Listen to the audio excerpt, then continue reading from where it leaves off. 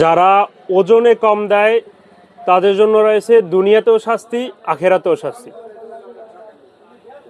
রাসূল সাল্লাল্লাহু আলাইহি ওয়াসাল্লাম বলেন, যে সমাজের মানুষ ওজনে কম দেয়, নেয়ার সময় পর্যাপ্ত পরিমাণ নেয় কিন্তু দেওয়ার সময় কমিয়ে দেয়, পরিমাপ করে নেওয়ার সময় পর্যাপ্ত পরিমাণে নেয়, যথেষ্ট পরিমাণে নেয় কিন্তু দেওয়ার সময় কম দেয়, আল্লাহ রাসূল সাল্লাল্লাহু আলাইহি ওয়াসাল্লাম বলেন